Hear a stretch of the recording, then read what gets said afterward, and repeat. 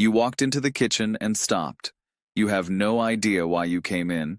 You stood there for a full 10 seconds, looking at the counter, the stove, the refrigerator, trying to reconstruct the thought that brought you here. And it was gone. Completely erased. You laughed it off, went back to the living room, and 3 minutes later, it came back to you. The phone charger. That is why you went in. But the laugh felt a little forced, didn't it? Because it is happening more often now. The name that won't come. The word that sits right at the tip of your tongue and disappears the moment you need it. The sentence you started and lost before you finished it.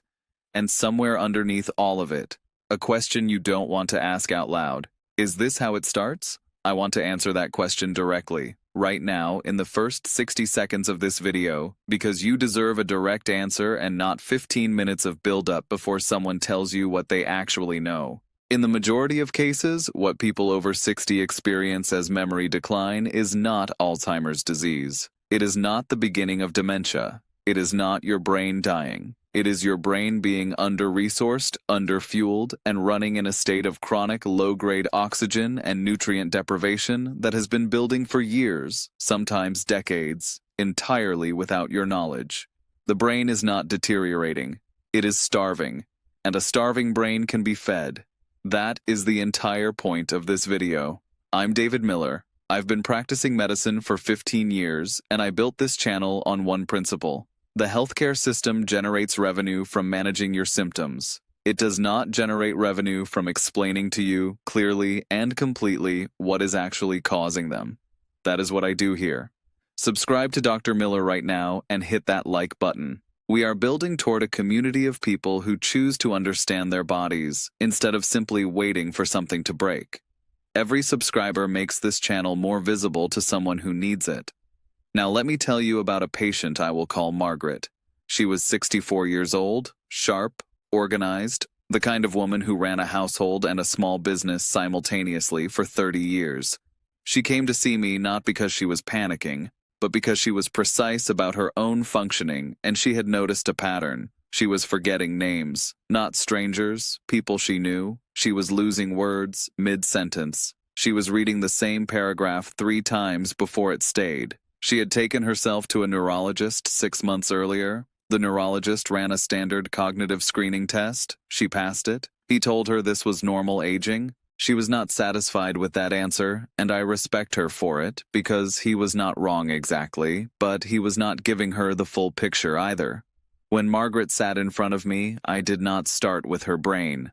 I started with her blood, her sleep, her blood pressure over time, her diet, and the medications she had been on for the past 8 years. Within that history, I found 3 separate mechanisms working against her simultaneously. None had anything to do with Alzheimer's disease. None had been addressed. And all of them were correctable. I am going to walk you through exactly what those mechanisms are, because I can virtually guarantee that at least one of them applies to you right now. Let me start with the most fundamental thing most people do not understand about the brain. Your brain makes up roughly 2% of your body weight. It consumes approximately 20% of all the oxygen and glucose your heart pumps out. Every single minute, your brain demands an enormous volume of precisely oxygenated, precisely fueled blood. When that supply is interrupted even slightly, even in ways that produce no dramatic symptoms, the consequences show up as cognitive function, specifically, as the slow erosion of the things you count on most. Speed of recall, word retrieval, the ability to hold a thought long enough to use it. The brain does not have a pain system the way your muscles or your stomach do. It cannot tell you directly that it is underfueled, so it communicates through function.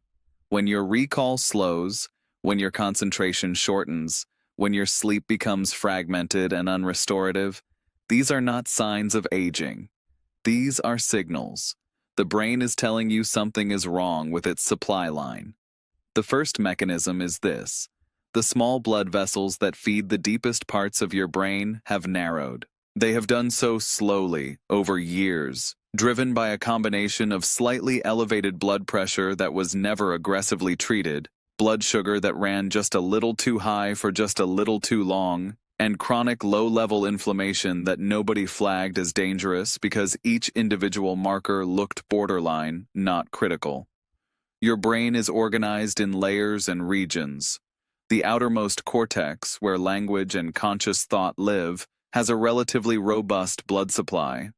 But the deeper structures, particularly the white matter, which is the brain's internal wiring system, and the hippocampus, which is the structure responsible for forming and retrieving memories, these regions are fed by the smallest, most delicate vessels in the entire cerebral circulation. And these are exactly the vessels that narrow first when blood pressure has been running high and when inflammation has been quietly active. When these deep vessels narrow, the tissue they supply does not die dramatically the way it does in a large stroke. There is no collapse, no emergency. Instead, small areas receive 60 or 70% of what they need instead of 100%. The cells stay alive, but they function poorly. They communicate slowly. They tire quickly. The result is exactly what Margaret was experiencing. Thoughts that form but don't consolidate. Words that are in there but won't surface. A brain that is present but running on a reduced fuel line.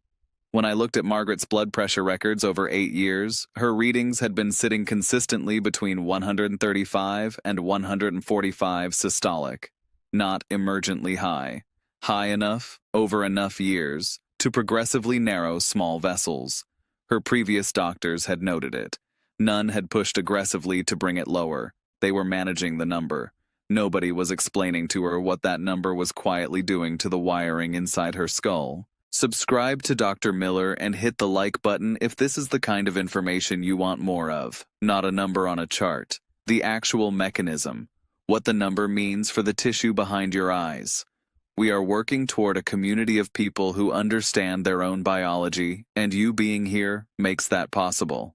The second mechanism is even more common than the first, and even more completely ignored in standard practice. It involves your sleep, and specifically a disorder that a significant portion of people over 60 have and have never been diagnosed with. Obstructive sleep apnea is a condition in which the airway partially or completely closes during sleep. The person stops breathing, sometimes for 10 seconds, sometimes for 40, sometimes more than 100 times per night. The brain detects falling oxygen levels and sends an emergency signal that briefly wakes the person just enough to reopen the airway. They gasp, they snort, they shift, and then they fall back to sleep without any conscious memory of the event. Their bed partner hears it. The person themselves has no idea it is happening. Every apnea episode drops the oxygen saturation in the blood. The brain, the organ most sensitive to oxygen deprivation in the entire body, is being repeatedly starved throughout the night. Not dramatically enough to cause a stroke. Just enough to stress the neurons, generate inflammatory compounds, and prevent the brain from completing the deep sleep cycles in which it clears its own metabolic waste products. This clearing happens through a system called the glymphatic pathway. During deep, slow-wave sleep, the brain's support cells shrink slightly, opening microscopic channels between them. Cerebrospinal fluid pulses through these channels and literally washes out the metabolic byproducts that accumulated during the day. One of the compounds cleared by this nightly washing is amyloid beta, a protein fragment that accumulates abnormally in Alzheimer's disease. When sleep apnea wakes the brain dozens or hundreds of times per night and prevents it from reaching deep, slow-wave sleep, the glymphatic system does not complete its work. Waste products accumulate. The brain wakes up each morning having not been fully cleaned. Over years, over decades, the consequences of this accumulation are measurable. This is not speculation. This is published research from the last decade converging on a consistent picture. Margaret's husband had mentioned, almost as an afterthought, that she snored. She had not thought it relevant. She told me she slept 7 hours every night. I asked her whether she woke refreshed. She paused. No, she said. She had not woken feeling genuinely rested in years. I arranged a sleep study. Her apnea was moderate to severe. She had been stopping breathing an average of 22 times per hour throughout the night, for 8 years. and nobody had ever asked about her sleep quality in a systematic way. Now, the third mechanism. This one is the most directly in your control starting today, and it operates through a pathway that a majority of people over 60 are deficient in without knowing it. Vitamin B12 deficiency is extraordinarily common after age 60. The reason is not dietary in most cases. The problem is absorption. In the stomach, a protein called intrinsic factor is produced by the cells of the stomach lining. This protein binds to B12 and escorts it across the intestinal wall into the bloodstream. Without intrinsic factor, dietary B12 passes through your digestive system and exits without being absorbed. As the stomach lining ages, and particularly as a result of years of acid-suppressing medications that are among the most commonly prescribed drugs in people over 55, intrinsic factor production falls. The person eats normally, takes a standard oral B12 supplement, and still absorbs almost none of it. B12 is structurally essential for the maintenance of myelin, the protective sheath that wraps around nerve fibers in the brain. Myelin is to nerve fibers what insulation is to electrical wiring. It allows signals to travel rapidly and efficiently. When B12 falls low, myelin begins to degrade. Nerve signals slow. In the brain, this manifests as slower word retrieval, slower processing, a fogginess that is difficult to describe but impossible to ignore. The blood test for B12 is standard and inexpensive. The complication is in interpreting it. The laboratory reference range lists anything above 200 picograms per milliliter as normal. But published research consistently shows that neurological symptoms can appear at levels between 200 and 400, a range that would be filed away as acceptable in a standard clinic. For Margaret, her B12 was 310, filed as normal. She had been on a proton pump inhibitor, a stomach acid suppressor, for 7 years. That drug directly reduces the acid environment required for intrinsic factor to function. She had been silently undermining her own B12 absorption for 7 years, while her results sat in the normal range and nobody connected the dots. Now I want to give you the practical protocol, because the most important thing I can tell you about everything I have described is that none of it requires expensive testing to begin addressing. If the vascular pathway is your primary driver, the most important action you can take is to know your blood pressure with precision, not occasionally at a clinic, but consistently across different times of day. A reading taken at 10 in the morning in a clinic waiting room tells you almost nothing about what your brain is experiencing at 3 in the morning. Buy a cuff. Measure morning and evening for 2 weeks. Write every number down. That data will tell you whether your vessels are being exposed to a pressure load that is silently narrowing the supply lines to your hippocampus. Reduce dietary sodium. In people over 55, sodium sensitivity increases substantially. The same intake that had no effect at 40 can drive meaningful blood pressure elevation at 65. The principal source is not the salt shaker. It is processed and packaged food. Cheese, cured meats, canned goods, bread, condiments. These carry sodium loads the palate cannot detect because fat and flavor compounds mask the sharpness. A target of under 1,500 milligrams of sodium per day is what the evidence supports for people with elevated blood pressure. Walk 30 to 40 minutes, 5 days a week, at a pace that raises your breathing without making conversation difficult. This is backed by more evidence for slowing white matter changes and maintaining cognitive reserve than any drug currently in the vascular medicine toolkit. It lowers resting blood pressure, it improves vessel wall elasticity, it stimulates the release of brain-derived neurotrophic factor, which supports the maintenance and growth of neurons. Walking is not a consolation prize for people who cannot do something more serious. It is a primary intervention with a clinical evidence base. If sleep apnea is your primary mechanism, the most effective intervention is continuous positive airway pressure therapy, which delivers a gentle stream of pressurized air through a mask during sleep, keeping the airway open and preventing the repeated oxygen drops. The research on this and cognitive outcomes is among the most consistent findings in sleep medicine. People who adhere to it show measurable improvements in memory and processing speed within weeks to months, because their brain is finally completing the deep sleep cycles that were being interrupted every single night before. While pursuing formal evaluation, sleeping on your side rather than your back reduces the tendency of soft tissue to fall back and obstruct the airway. Alcohol before bed dramatically worsens apnea by relaxing the muscles that hold the airway open. I have patients whose apnea severity dropped substantially when they simply stopped drinking wine with dinner. Not a cure, but in some people, enough of a change to shift the clinical picture meaningfully. For the B12 pathway, the method of delivery matters enormously. If your intrinsic factor production is compromised, oral B12 supplements are largely ineffective. The mechanism that was failing is also the pathway that oral supplements depend on. You are pouring water into a broken pipe. The effective delivery routes are sublingual B12, which dissolves under the tongue and is absorbed directly into the bloodstream, bypassing the stomach entirely, and intramuscular B12 injections. Sublingual methylcobalamin at 1,000 micrograms per day is what I typically recommend as a first step. And the timeline matters. Myelin does not repair overnight. Early improvements in energy often appear within 4 to 6 weeks. Cognitive improvements typically take 3 to 6 months of consistent replacement. Do not stop after 6 weeks because you do not feel dramatically different. You have not given the myelin time to rebuild. There is one final mechanism I want to address.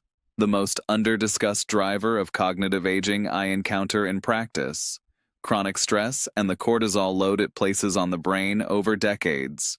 Cortisol is the body's primary stress hormone, essential in the short term, corrosive at sustained levels. The hippocampus, the structure at the center of memory formation, is densely packed with cortisol receptors. Under conditions of chronic sustained cortisol elevation, those receptors signal cell damage. The hippocampus actually shrinks measurably under prolonged high cortisol exposure. This is visible on brain imaging.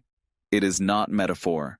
The most evidence-backed intervention for reducing cortisol requires no prescription. Deliberate slow breathing at approximately 5 to 6 breath cycles per minute shifts the autonomic nervous system toward rest and repair mode, and cortisol production measurably drops. Published research shows that consistent practice of slow breathing, 15 to 20 minutes per day, is associated with measurable reductions in cortisol over weeks to months and improvements in verbal memory specifically. Inhale for 5 counts. Exhale for 5 counts. Smooth, consistent, slow. Every single day. It costs nothing. It requires no equipment. And it is one of the most direct biological interventions for the cortisol hippocampus pathway that I know of. Here is your clear summary. Your memory and cognitive function after 60 are almost certainly not declining because of Alzheimer's disease. In the vast majority of cases, they are declining because of one or more of 4 correctable causes: narrowed small blood vessels from years of borderline elevated blood pressure, fragmented sleep from undiagnosed sleep apnea preventing the brain's nightly waste clearance, B12 insufficiency from impaired absorption degrading the insulation on your nerve fibers, and chronic cortisol load that has structurally impacted your memory center over decades. The practical protocol, starting tonight: know your blood pressure across multiple times of day, reduce dietary sodium by eliminating processed food from your evening meals, walk 30 to 40 minutes, 5 days a week, evaluate your sleep quality honestly, and pursue formal assessment if apnea is possible. Get your B12 tested, and if it is in the gray zone and you have been on acid suppressors, discuss sublingual or injectable replacement with your physician. Practice 5-count breathing for 15 minutes daily. How old are you right now? Write your age in the comments. I want to know the age range watching this channel because it shapes the content I create next. If the majority are in their early 60s, the next video will go deeper on the vascular pathway. If many of you are in your 70s, I want to address what the research actually says about reversibility at that stage, because the answer is far more optimistic than most people have been told. Margaret came back 8 months after our first appointment. Her CPAP had been in use for 6 of those months. Her B12 was being replaced by sublingual supplementation. Her blood pressure was being managed more aggressively, and she told me that about 4 months in, she noticed she was finishing sentences again. She was not searching for words in the middle of a thought. She was present in conversations in a way she had not been for years. The brain at 60 is not fixed. It is a living organ with remarkable capacity for adaptation when you give it the right inputs. Supply it with adequate blood flow, adequate oxygen during sleep, adequate B12 to maintain its wiring, and a lower cortisol environment, and it will respond. Not instantly, but measurably, progressively, and in ways that matter for how you live. I'm David Miller, and I have spent 15 years watching patients receive diagnoses that were technically accurate but operationally useless. You have early cognitive changes. Come back in a year, and we will see how you are doing. That approach manages decline. It does not address cause. Subscribe to Dr. Miller, hit the like button, share this with someone who is quietly frightened by changes in their own memory and has been told it is simply part of getting older. It is not simply part of getting older, it is a signal, and now you know how to read it. Every subscriber makes it more likely that the next person who needs this information actually finds it. The healthcare system profits from managing your symptoms indefinitely. I profit from you not needing me anymore. Subscribe if that difference matters to you. This content is educational in nature and is not a substitute for personalized medical advice. If you are experiencing cognitive symptoms, please speak with your physician about appropriate evaluation. The mechanisms and interventions discussed here should be explored in partnership with a qualified healthcare provider who knows your individual history.